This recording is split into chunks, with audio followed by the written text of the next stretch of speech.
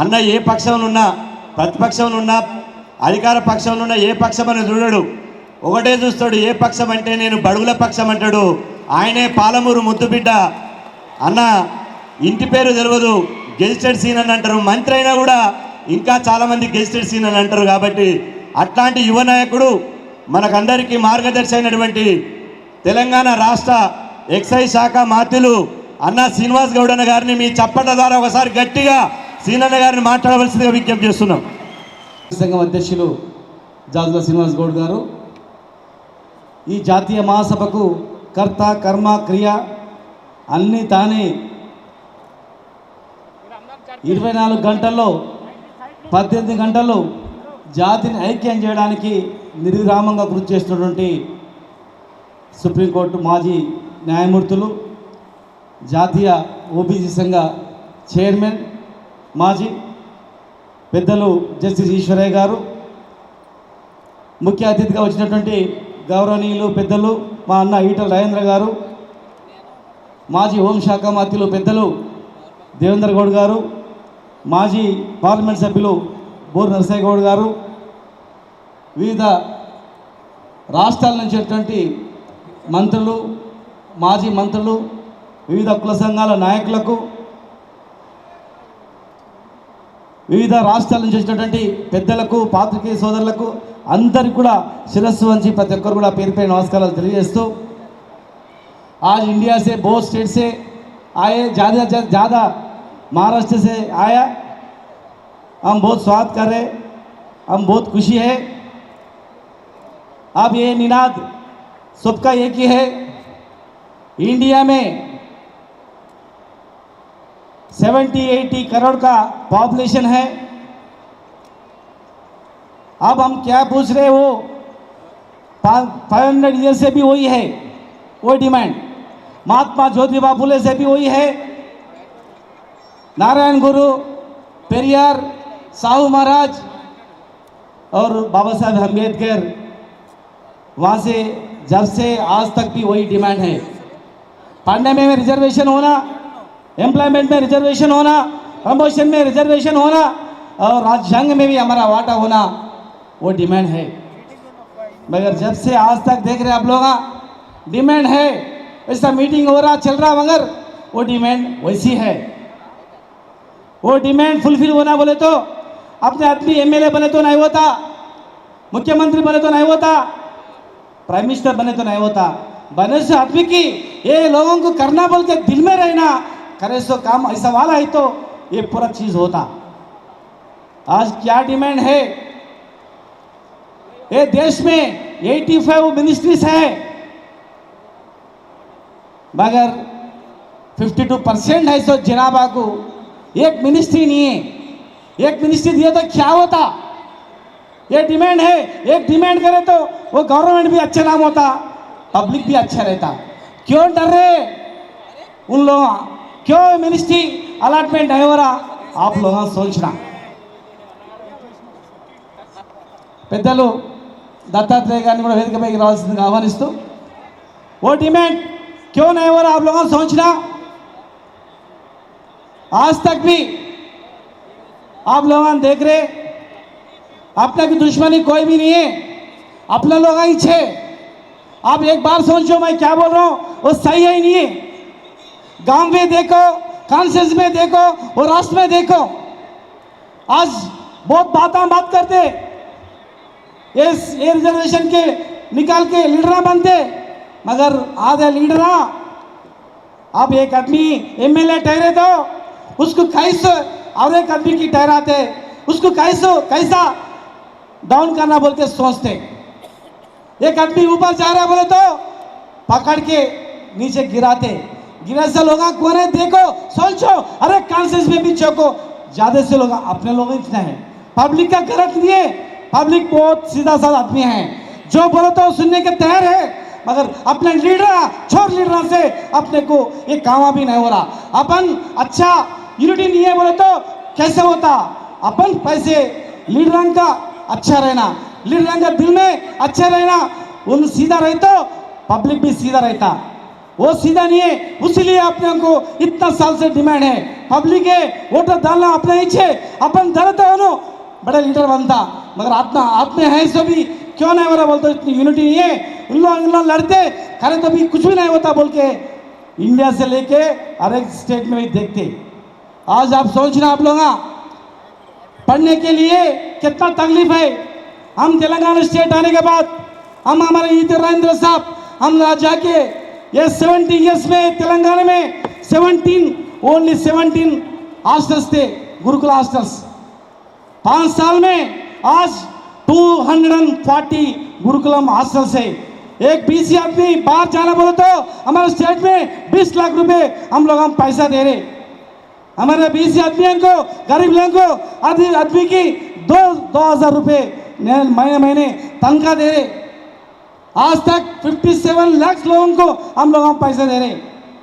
और हैंडीकैप्ड है तो 3,000 रुपए दे रहे मार्केट कमेटी में रिजर्वेशन दे रहे और हैदराबाद में 1 एकड़ का 10 करोड़ के रुपए होता वैसा जमीन अरे कैस्ट को 62 कैस्टों को 100 लोगों को ये हैदराबाद में बड़े बड़े बिल्डिंग के लिए 5 करोड़ 10 करोड़ पैसे दिया जमीन भी दिया वो आत्मगौरव भवन बोल के बोलते हम कर रहे कोशिश कर रहे हर एक स्टेट में भी करना తెలంగాణ ఆంధ్ర రాష్ట్రాల్లో నాయకులందరూ కూడా గమనించాలి రాష్ట్రాలను నిందించడం కాదు దేశాలను నిందించడం కాదు ఈ దేశానికి ప్రధానమంత్రి ముఖ్యమంత్రి మంత్రులు అయినంత మాత్రం ఈ జాతి బిడ్డ అయినంత మాత్రాన ఈ జాతికి న్యాయం జరుగుతుంది అపవార్త మాత్రం తప్పది ఆ జాతికి చేయాలని ఆలోచన వచ్చిన వాడు ఏ జాతి వాడైనా సరే వానికి అండగా నిలబడ్డప్పుడు మాత్రమే మనకు న్యాయం జరుగుతుంది చేయనోని చేయలేకపోయిన అడగలేదు ఇవాళ మేము చేస్తున్నాం మేము చేయించుకుంటున్నాం మా ముఖ్యమంత్రి గారు ఒకనాడు కీటలందరూ గారు పిలుచుకొని బీసీ ఎమ్మెల్యేలు ఎంపీలు మీరు కూర్చొని ఏమేం కావాలో మీరు రాసుకురండి నేను జీవో మీద సంతకం పెడతాను ఆ మాట అన్నడా లేదా ఈటలేంద్ర గారిని అడగాలని చెప్తా ఉన్నాను ఆ రోజే 200 ఎకరాలకు పైగా భూములు కేటాయింపు జరగడం జరిగింది హాస్టల్ పెట్టాలని చెప్పి నిర్ణయించడం జరిగింది విద్యార్థులకు బియ్యం లేక ఇదే రీగా రాజేందర్ గారు కన్నీళ్లు పెట్టుకున్నాడు మేము హాస్టల్లో చదువుతున్నప్పుడు పురుగులన్నా ఉండేదని ఈరోజు ఈ తెలంగాణ రాష్ట్రంలో ఏ బీసీ బిడ్డ కానీ హాస్టల్లో పోయి చూస్తే కార్పొరేట్ హాస్టల్లో మాదిరిగా గౌరవంగా చదువుతున్న మాట వాస్తవం కదా కూడా చూసుకోవాల్సిన అవసరం ఉంది అన్నీ సాధించమని చెప్పట్లేదు చాలా సాధించాల్సి ఉంది కానీ సాధించడానికి పనిచేసేటువంటి వాళ్ళకు స్ఫూర్తినియాల్సిన బాధ్యత మీ పైన ఉంది ఇంత గొప్ప సభ జాతీయ సదస్సుని ఇక్కడ నిర్వహించడం ఈ దేశంలో ఉన్నటువంటి అన్ని రాష్ట్రాల్లో కూడా ఈ సదస్సులు జరిగి జాతీయ స్థాయిలో ఈ రూపురేఖలు మారాలంటే భారతదేశ రాజ్యాంగంలో బీసీలకు ప్రత్యేకమైనటువంటి ప్రతిపత్తి కలిగించాలి ఈరోజు దేశ ఓబీసీ కార్పొరేషన్ ఉంది దాని బడ్జెట్ ఎంత తెలుసా మీకు 100 కోట్లు 70 కోట్లు ఉన్న జనాభా ఉన్నటువంటి దేశ ఎంబీసీ కార్పొరేషన్కు 100 కోట్ల ఈ రాష్ట్రంలో ఎంబీసీ కార్పొరేషన్ ఏర్పాటు చేస్తే 1000 కోట్లు కట్టించడం జరిగింది ఖర్చు ఎంత అయింది తర్వాత విషయం రేపు కాకపోతే ఎల్లుండి ఖర్చు అవుతుంది కానీ ఈరోజు ఏదో ఒక విప్లవం రావాలి ఏదో రాష్ట్రంలో కొత్త కొత్త విధానాలు రావాలి జాతీయ స్థాయిలో జరిగినప్పుడు మాత్రమే న్యాయం జరుగుతుంది దాదాపు శ్రీనివాస్ గౌడ్ గారి ఆధ్వర్యంలో యువకుల ఆధ్వర్యంలో ఈరోజు ఈ రాష్ట్ర తెలుగు రాష్ట్రాల్లో పర్యటిస్తూ బీసీలను చైతన్యం చేయడం జరుగుతూ ఉంది ఖచ్చితంగా పనిచేసే ప్రభుత్వాలని మీరు మెచ్చుకోవాల్సిన అవసరం ఉంది పనిచేసే నాయకులను మీరు మెచ్చుకోవాల్సిన అవసరం ఉంది అప్పుడే ఇంకా పనిచేయడానికి అవకాశం ఉంటుంది ఖచ్చితంగా మా ప్రభుత్వం మా నాయకుడు మా కేసీఆర్ గారు మేము మా ఈటల గారు గ్యారంటీగా మీరు ఇచ్చిన డిమాండ్లను జాతీయ స్థాయిలో చర్చించడానికి అన్ని రకాలుగా మా వైపు నుంచి సహాయ సహకారాలు ఉంటాయని చెప్పి బీసీ నాయకులారా మీరు ఒక్కసారి ఆలోచన చేసుకోవాలి మీ కళ్ళని మీరే పొడుచుకుంటూ ఉన్నారు జాగ్రత్తగా ఆలోచన చేయండి మీకే మంచి తెలుస్తుందని చెప్పి భవిష్యత్తులో సంఘటితం కావడానికి మీరు కృషి చేయాల్సిన అవసరం ఉందని మీ అందరూ కూడా మరొక్కసారి తెలియజేస్తూ ఈ సమావేశానికి సహకరించిన పెద్దలకు అందరికీ పేరు పేరున మనస్ఫూర్తిగా వారిని అందరూ కూడా అభినందిస్తూ ముఖ్యంగా జస్టిస్ ఈశ్వరయ్య గారిని మనం ఎంత చేసినా ఏం చేసినా తక్కువనే మనకి ఎలాంటి రాజకీయ ఆకాంక్ష లేదు ఎలాంటి యాత్ర ఏది లేదు కేవలం ఈ చిన్న చిన్న వర్గాలకు జాతులకు బాగు చేయాలి నా శ్వాస ఉన్నంత వరకు మేలు చేయాలనే తపనతో మరి ఇలాంటి యువకులను శ్రీనివాస్ గౌడ్ లాంటి యువకులను ప్రోత్సహించి చేస్తున్నందుకు మీ అందరినీ కూడా మరొకసారి అభినందిస్తూ ముగిస్తున్నాను జై తెలంగాణ. చాలామంది తెలియదు కాబట్టి వారు పంజాబ్కి వెళ్ళి వచ్చారు. ఒకసారి చప్పట్ల ద్వారా గట్టిగా జ్ఞాని జైల్ సింగ్ గారి మనమడు ఇంద్రజిత్ సింగ్ గారు వారిని మాట్లాడవలసిందిగా ఒకసారి మన తెలుగు రాష్ట్రంకి వచ్చింది కాబట్టి గట్టిగా చప్పట్ల ద్వారా వారికి వెల్కమ్ చేస్తున్నాం. వారిని మాట్లాడవలసిందిగా కోరుతున్నాం. सबसे पहले तो मैं इस हैदराबाद की धरती को प्रणाम करता हूं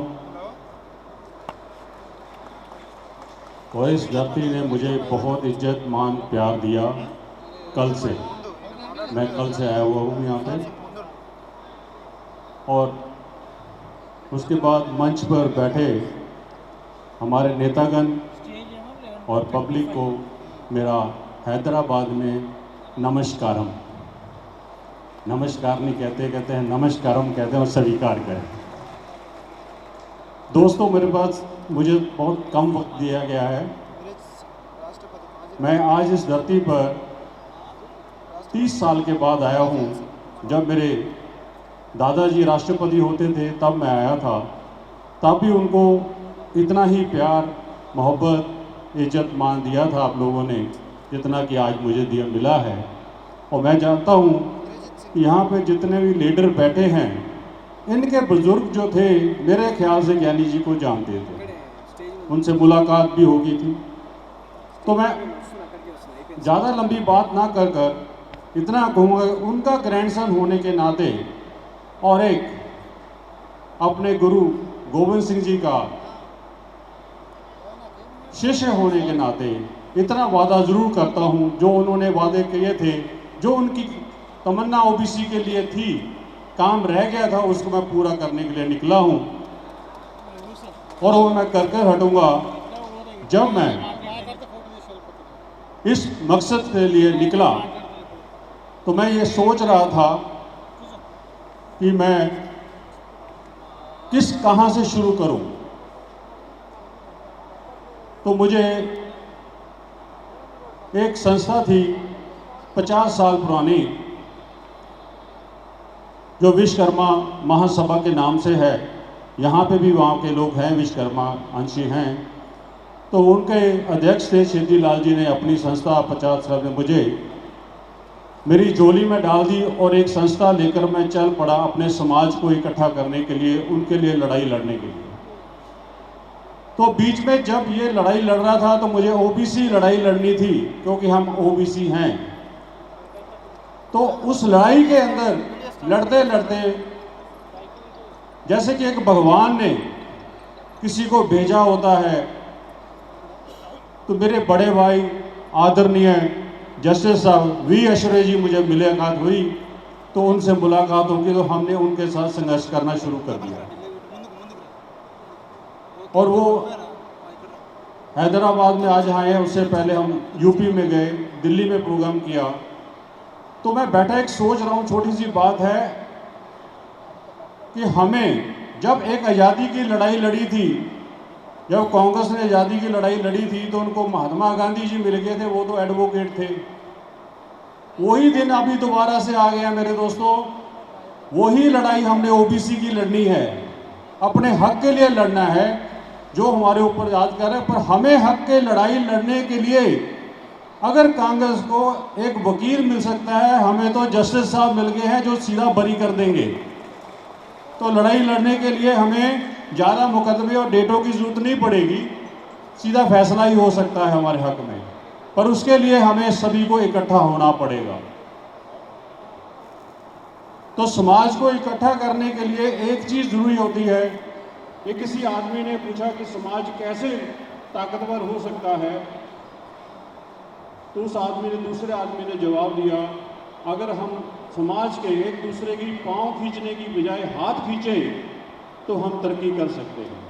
तो दोस्तों, जिस आदमी ने समाज का हाथ पकड़ लिया उसको किसी के पैर पकड़ने की ज़रूरत नहीं पड़ेगी. तो मेरा आपसे यही है और मैं आपसे वादा करता हूँ और कसम खाता हूँ इस धरती से, और आप भी मेरे साथ वादा कीजिए. तो जैसे कि एक सुभाष चंद्र बोस जी ने कहा था कि आप मुझे खून दो, मैं आपको आज़ादी दूंगा. पर मैं तो सिर्फ इतना ही कह सकता हूँ, आपका छोटा भाई हूँ. आप मुझे एकता और सब कुछ पसीना बहाकर एकता करने की कोशिश कर दो, खून तक देने को मैं तैयार हूँ आपके लिए. इतना मैं वादा करके जाता हूँ इस धरती से. और ऐश्वर्य जी को पक्का वादा करता हूँ कि उधर नॉर्थ में ओबीसी को खड़ा हम करेंगे और वहाँ की ताकत ऐसी बन के उठाएगी। और जैसे ये दोनों प्रदेश मिल जाएंगे, नॉर्थ ईस्ट वेस्ट साउथ, और मैं ज़्यादा टाइम समय नहीं लेता, हमने 2024 का वेट कर रही है, हमारा टारगेट 2024 से होना ही चाहिए। नमस्कार, थैंक यू। बहुत सारे जीआर आपके लिए गलते लागू हो रहे हैं, वो लागू करने के लिए आवाज कम पड़ रही है। बोलिए जय ओबीसी, जय ओबीसी। మన ముఖ్య అతిథి ఈరోజు ఈ జాతీయ ఓబీసీ మహాసభకు ప్రారంభకులు, ఈరోజు తెలంగాణ రాష్ట్రంలో బడుగులకు పెద్ద దిక్కు మనందరికీ మీకు తెలుసు. బీసీలకు ఇప్పుడు పొందుతున్నటువంటి ఫలితాల్లో కానీ, పల్లల్లో కానీ, గురుకులాల్లో కానీ, సన్న బియ్యంలో కానీ, రిజర్వేషన్లో కానీ అన్నిట్లలో బీసీలకు ప్రధానంగా ఫలాలు దక్కాలని తపన పడి పంతం బట్టి ఇలా మన కోసం అన్ని ఆర్నిశలు కష్టపడి మన కోసం సాధించినటువంటి పెద్దలు మాన్యులు ఈటల రాజేందర్ అన్న గారిని మీ చప్పట్ల ద్వారా గట్టిగా ఒకసారి అన్నగారిని మాట్లాడవలసిందిగా మనందరి తరపున విజ్ఞప్తి చేస్తున్నాం. ఈ సమావేశానికి అనునిత్యం పనిచేసిన మా తమ్ముడు జాజుల శ్రీనివాస్, పెద్దలు ఈశ్వర్య గౌడ్ గారు,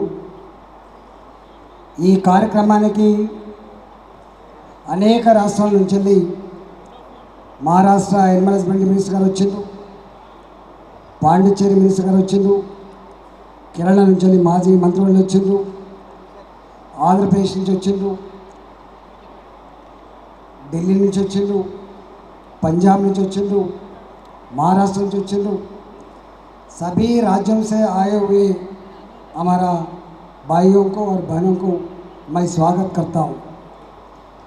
ఈ కార్యక్రమాల్లో మా సహచర మంత్రివర్యులు శ్రీనివాస్ గౌడ్ గారు, మాజీ కేంద్ర మంత్రివర్యులు పెద్దలు దత్తాత్రేయ గారు, మాజీ మంత్రివర్యులు, మాజీ పార్లమెంట్ సభ్యులు సీనియర్ నాయకులు దేవేంద్ర గౌడ్ గారు, నర్సయ్య గారు, గౌరవ మాజీ పార్లమెంట్ సభ్యులు, జిల్లా పరిషత్ చైర్మన్ మధు గారు, అదేవిధంగా మాజీ జిల్లా పరిషత్ చైర్మన్ ఉమ గారు, మహారాష్ట్ర నుంచి వచ్చిన బాబన్ తైవాడ్ గారు, సచిన్ రాజ్కుల్ గారు, అదేవిధంగా పంజాబ్ నుంచి వచ్చినటువంటి మా భాయ్ సాబ్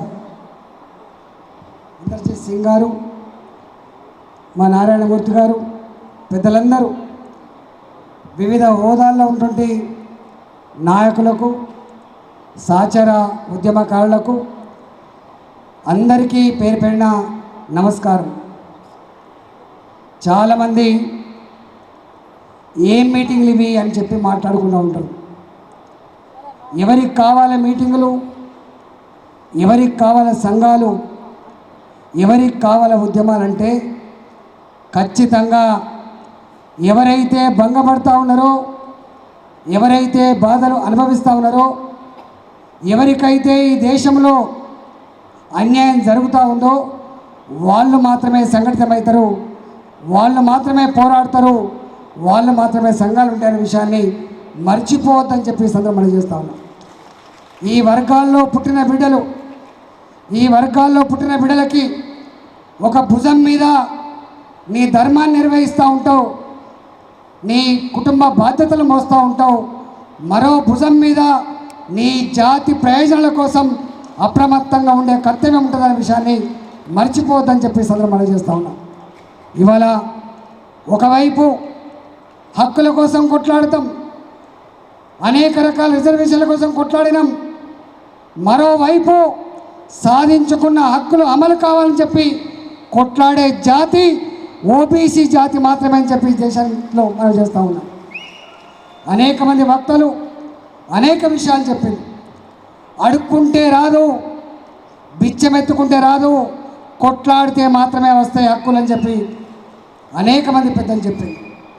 ఇవాళ చాలామంది వక్తలు ఒక మాట చెప్పిండ్రు, మాకు కేవలం తాయిలాలు మాత్రమే కాదు, మీరిచ్చే బిచ్చం మాత్రమే కాదు, మాకు రాజ్యాంగం ప్రసాదించినటువంటి ఏ హక్కులైతే ఉన్నాయో, ఏ అధికారులు అయితే ఉన్నాయో వాటి ఇవ్వమని చెప్పేటువంటి డిమాండే ఇవాళ నేషనల్ ఓబీసీ ఈ సమావేశం అని చెప్పి సన్మానం చేస్తూ ఉన్నాం.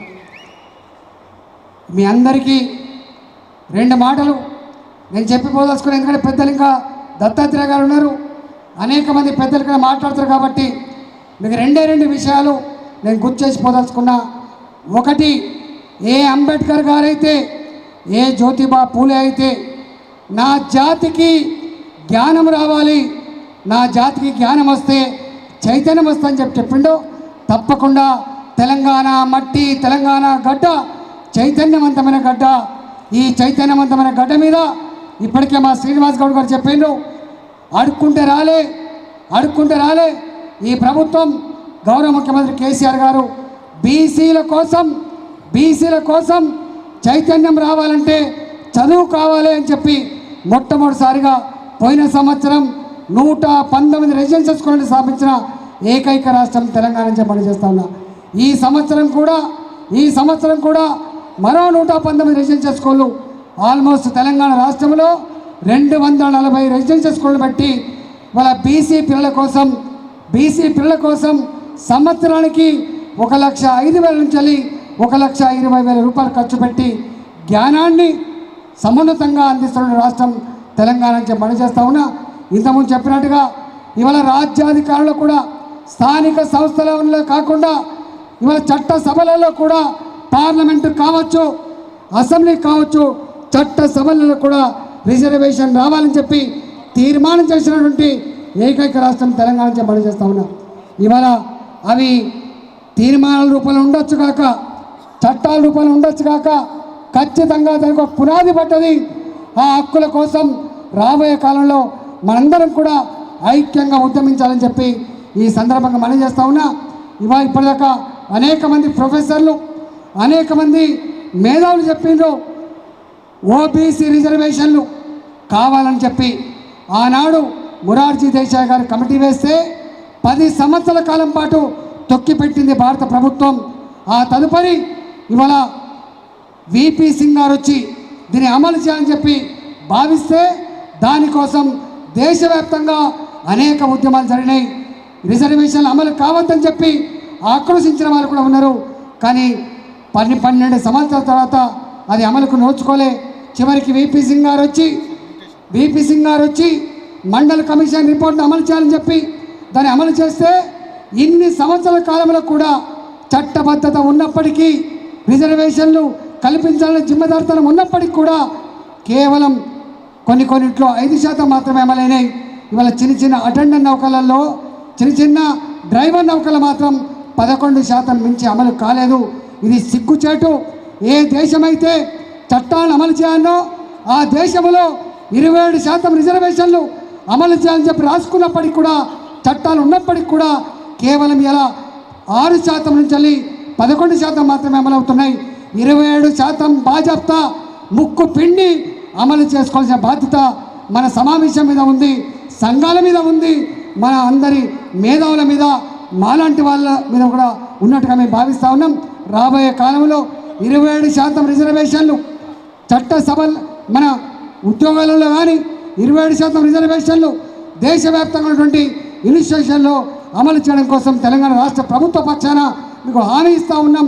ఖచ్చితంగా దీని మీద మీకు సంపూర్ణమైన మద్దతు ఇస్తామని చెప్పి సన్మానం చేస్తూ ఉన్నాం.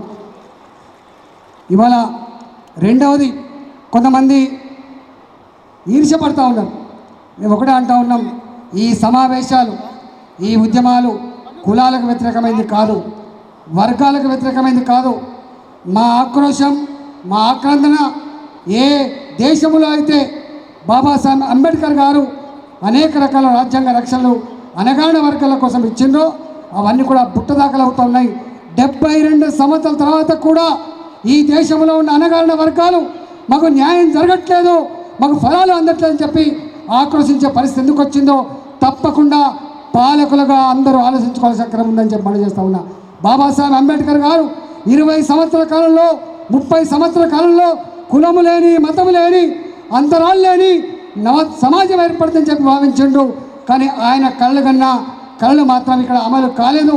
ఇవాళ 72 సంవత్సరాల తర్వాత కూడా అనేక వర్గాల ప్రజలు, అనేక జాతుల ప్రజలు మాకు హక్కులు కావాలి, మాకు రిజర్వేషన్లు కావాలి, ఈ దేశంలో సమానంగా బతికేటువంటి వెసులుబాటు కావాలని చెప్పి మాట్లాడుతున్నారంటే ఖచ్చితంగా ఏ పార్టీ అయినా కావచ్చు కాక, ఏ ప్రభుత్వమైనా కావచ్చు కాక, ఏ నాయకులైనా కావచ్చు కాక దీని మీద ఖచ్చితంగా ఆలోచించవలసి ఎక్కడ, దృష్టి పెంచవలసి ఎక్కడ ఉందని చెప్పి మనం చేస్తూ ఉన్నా. ఇవాళ కూడా ఈ రాష్ట్రంలో మేము మొన్న లెక్కలు చేసినాం. ఇవాళ 85% మంది అనగాడిన వర్గాలు ఉన్నటువంటి రాష్ట్రం తెలంగాణ రాష్ట్రం. దేశంలో కూడా ఇవాళ ఎస్సీ ఎస్టీలు, మైనార్టీలు, బీసీలు అంతా కలిస్తే ఇలా దాదాపుగా 75-80% జనాభా ఉన్నట్టుగా లెక్కలు చెప్తా ఉన్నాయి. దేశవ్యాప్తంగా 46% నుంచి 48% వరకు బీసీ జనాభా ఉన్నట్టు లెక్కలు చెప్తా ఉన్నారు. కానీ ఇవాళ కూడా ఓపెన్ కాంపిటీషన్లో మా సీట్లు పోతున్నాయని చెప్పేటువంటి ఈ రాష్ట్రంలో కూడా ఇవాళ 85% ఉన్న ప్రజలు పొందుతున్న సీట్లు కేవలం 67% మాత్రమే చెప్పడం చేస్తూ ఉన్నా. ఇవన్నీ ఓపెన్ కాంపిటీషన్లో కావచ్చు, రిజర్వేషన్ల ద్వారా కావచ్చు, ఇతర పద్ధతుల ద్వారా కావచ్చు, అన్ని పద్ధతుల ద్వారా 85% ఉన్న జనాభా 67% మాత్రమే విద్యారంగంలో ఇవాళ రిజర్వేషన్ సాధిస్తుంది. ఇంకా మనం సాధించాల్సిన చక్కర ఉన్నది. కాబట్టి రాబోయే కాలంలో మీ అందరికి కూడా మా వంతుగా ఈ 15 డిమాండ్లు ఏవైతే పెట్టిందో ఈ డిక్లరేషన్, హైదరాబాద్ డిక్లరేషన్గా ఈ 15 డిమాండ్ల మీద మా వంతు సహకారం ఎలవెల్లా ఉంటుందని చెప్పి మనవి చేస్తూ, పోరాడితే పోయేదేమీ లేదు, బానిస సంఖ్యలు మాత్రమే అని చెప్పి గుర్తెరగాలని చెప్పి మనం చేస్తూ సెలవు తీసుకున్నా. జై తెలంగాణ. ఈ బహుజనుల కోసం కృషి చేసినటువంటి మహనీయులని సన్మానించుకునేటువంటి సాంప్రదాయం ఉంది. ఈ సంవత్సరం హైదరాబాదులో మీకు అందరూ తెలుసు, ఒక బీసీ సెంటర్ పెట్టి బీసీ సాధికారిక సంస్థ, ఏ కులమైనా కావచ్చు, ఏ సంఘమైనా కావచ్చు, ఎక్కడనో మీరు మీటింగ్లు పెట్టుకోవాల్సిన అవసరం లేదు, మీరు ఎక్కడనో సమావేశాలు పెట్టుకోవాల్సిన అవసరం లేదు. నేను ఖచ్చితంగా మన ఒక సంస్థను ఏర్పాటు చేస్తానని చెప్పి జాతీయ నాయకులను పిలిపించి ఈరోజు బీసీ సాధికారిక సంస్థ నడుపుతున్నటువంటి దాని చైర్మన్. ఇలా బీసీలకు ఈ తెలుగు రాష్ట్రాల్లో ఆత్మగౌరవం దక్కిందంటే బీసీల పక్షాన అసెంబ్లీలో గొంతెత్తినటువంటి ఏకైక నాయకుడు పెద్దలు తూల దేవేందర్ గౌడ్ గారు అని చెప్పి ఈ సందర్భంగా తెలియజేస్తూ, అట్లాంటి దేవేందర్ గౌడ్ గారిని ఈ జాతీయ మహాసభ ఆత్మీయ సన్మానం చేసుకుంటుంది. కాబట్టి వారిని సన్మానించవలసిందిగా రాష్ట్రీయ ఓబీసీ మహాసంఘ్, ఆంధ్రప్రదేశ్, తెలంగాణ, అఖిల భారత బీసీ ఫెడరేషన్ వారికి ప్రత్యేకంగా మేము విజ్ఞప్తి చేస్తున్నాం. Honorable Sri Devendra Gaud. Rashtriya OBC Mahasangh is dynamic and raising the voice of backward community and combating for social, economical and political justice. Rashtriya OBC Mahasangh is the militant venture of resistance against discrimination and craving for reformation and revolt. In the 4th National Convention of Rashtriya OBC Mahasangh at Hyderabad, the Mahasangh has the privilege to felicitate Honorable Sri T. Devendra Gaud, former Minister and ex-MP. Honorable Sri T.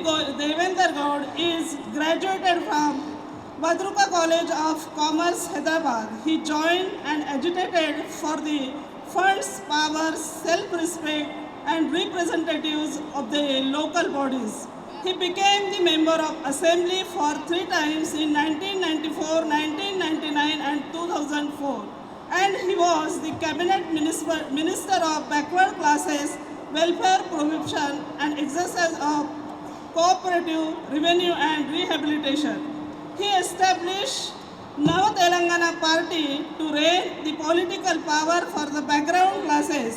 He was the active member of many parliamentary committees and his strong recommendation was for the constitutional status for NCBC. He created Devendra Foundation Charitable Trust for Social Justice and opened a school accommodating 1,400 students of his native place. He founded the Center for the Empowerment and Backward Classes in 2014 for social, political and economic justice. Kudos for his honesty, commitment and dedication to retain democratic as well as the constitutional values. Rashtriya OBC Mahasangha Vishesh Team and family glorious present and prosperous blossom tomorrow. Thank you.